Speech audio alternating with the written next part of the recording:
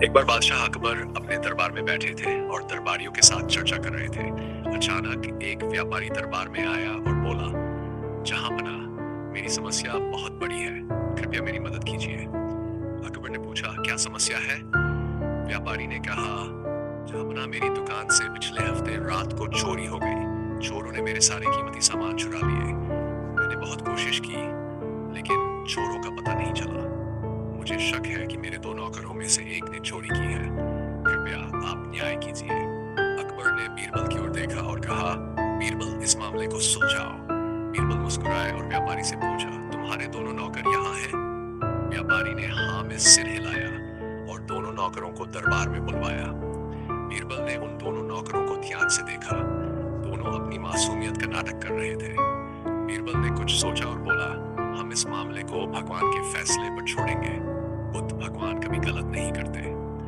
अकबर और दरबारियों ने उत्सुकता से पूछा, कैसे? बीरबल ने कहा, मैं एक उपाय करता हूँ। इन दोनों को एक लकड़ी दी जाएगी। ये लकड़ियां खास हैं क्योंकि ये बुद्ध भगवान की लकड़ियां हैं। जो भी चोर होगा उसकी लकड़ी सुबह तक 1 इंच लंबी हो जाएगी। ये सुनकर दोनों नौकर थोड़े डर गए, लेकिन उन्होंने अपनी घबराहट छिपाने की कोशिश की। बीरबल ने दोनों को एक एक लकड़ी दी और उन्हें आदेश दिया, कल सुबह ये लकड़ियां लेकर वापस आना, तब हम देखेंगे कि चोर कौन है। दोनों नौकर लकड़ियां लेकर चले गए। उनमें से जो चोर था वह रात भर परेशान रहा। उसने सोचा, अगर मेरी लकड़ी लंबी हो गई तो उसको पता चल जाएगा कि मैं ही चोर हूँ। मुझे कुछ करना होगा। आखिरकार उसने एक चाल चली। उसने लकड़ी को 1 इंच काट दिया ताकि सुबह वह सामान्य दिखे। उसे लगा कि अब वह पकड़ा नहीं जाएगा।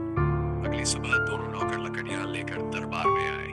बीरबल ने दोनों लकड़ी को ध्यान से देखा और तुरंत चोर को पहचान लिया। उन्होंने बादशाह अकबर से कहा, जहांपना, चोर यही है। अकबर और दरबारी हैरान रह गए। अकबर ने पूछा, बीरबल, तुमने कैसे पता लगाया? बीरबल ने समझाया, जहांपना, मैंने कहा था कि ये बुद्ध भगवान की लकड़ियां हैं और जो चोर होगा उसकी लकड़ी लंबी हो जाएगी। लेकिन असल में ये लकड़ियां साधारण थी। जो निर्दोष था उसने कुछ नहीं किया, लेकिन जो चोर था उसने डर के मारे अपनी लकड़ी को 1 इंच काट दिया क्योंकि उसे लगा कि ये सच में लंबी हो जाएगी। सभी ने देखा कि एक नौकर की लकड़ी छोटी थी। अकबर ने आदेश दिया कि उस नौकर को तुरंत गिरफ्तार किया जाए। चोर ने अपना अपराध स्वीकार कर लिया और व्यापारी का सारा चोरी किया हुआ सामान वापस कर दिया।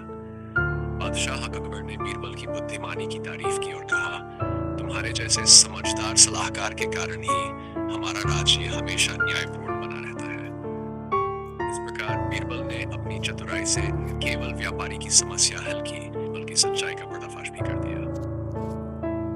निष्कर्ष, ये कहानी सिखाती है कि झूठ और धोखा ज्यादा समय तक छिप नहीं सकता।